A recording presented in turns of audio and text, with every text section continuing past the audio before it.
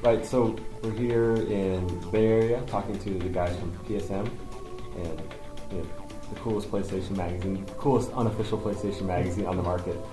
You want to introduce you guys yourselves? Or? I'm Chris Slate. I'm editor-in-chief of PSM. I'm Randy Nelson. I'm executive editor of PSM. I'm Justin Chang. I'm an associate editor of PSM. Thanks for having a little chat with the guys, or the one guy at the report. Kenny Maizumi couldn't make it, unfortunately. He's stuck in Japan. Yeah, I was disappointed. Well, maybe next time. Maybe at E3. Yeah.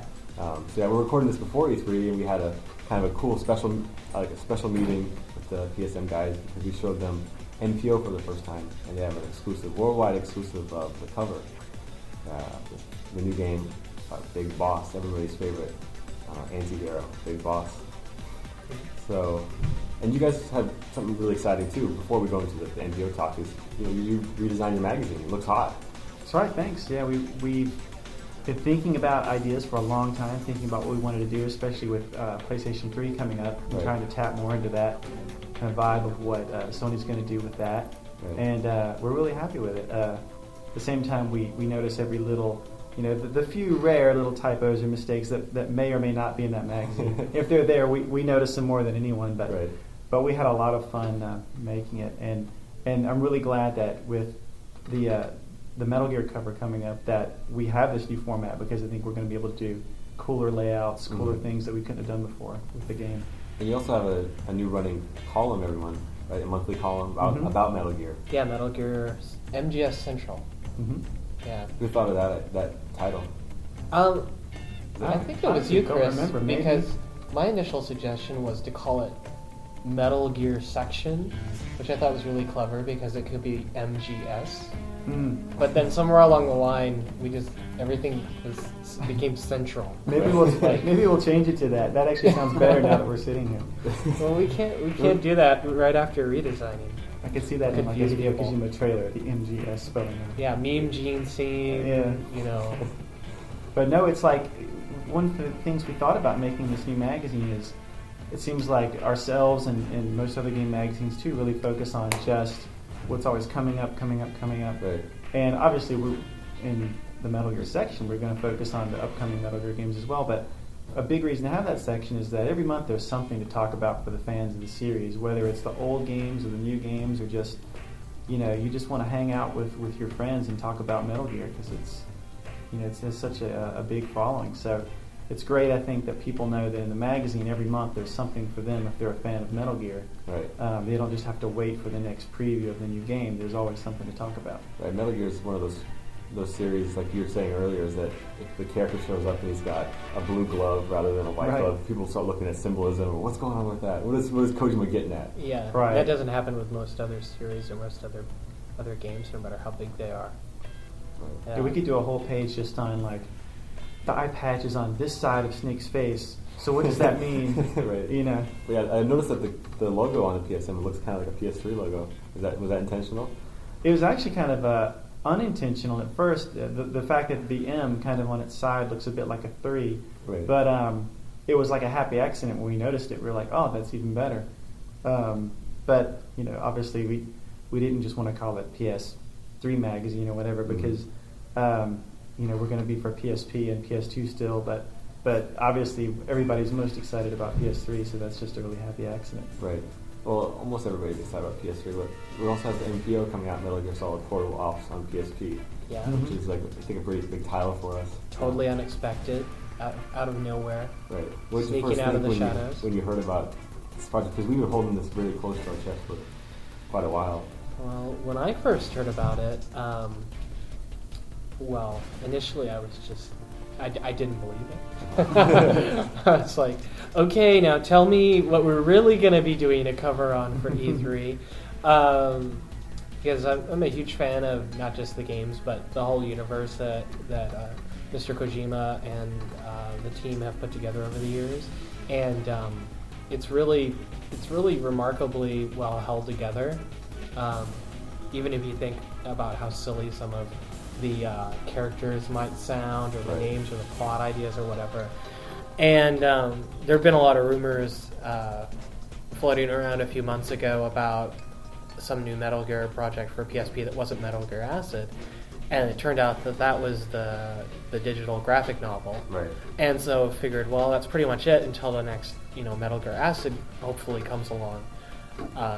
So just totally wasn't expecting, First it was like, well, that's awesome, get to learn more about one of, like you said, the coolest characters in the universe of Metal Gear. He's kind of like a villain, but he's also a hero. And his name is Big Boss. Right?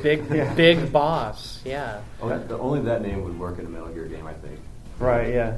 Remember when I first heard MPO, the thing that first stood out in my mind was when I finished Snake Eater for the first time, and now I'm going through Subsistence and doing it again. It's funny because Solid Snake was like my favorite game character out of any PlayStation game until Big Boss, and I was like, I think I kind of like, maybe it's just because Snake Eater ended up being my favorite Metal Gear, but I kind of thought, well, as excited as I am to go to MGS4 and everything, I kind of hate leaving this guy behind because he really kicks ass. So the fact that not just that it's a more Metal Gear Solid style game on PSP, which is a big story on its own, but just it's cool that we're really getting a sequel of Snake Eater and we're getting more of Big Boss was what really excited me, because like I say, I think Snake Eater is just one of the best games that's ever been made for any console.